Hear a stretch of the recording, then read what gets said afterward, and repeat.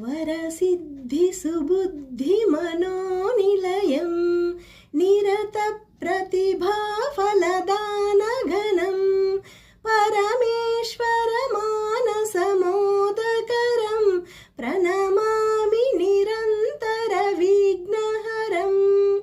अनिमां महिमां गरिमां लघिमां गणताप्तिसुकामवरेशवशान् निरतप्रदमाक्षयमङ्गलदं प्रणमा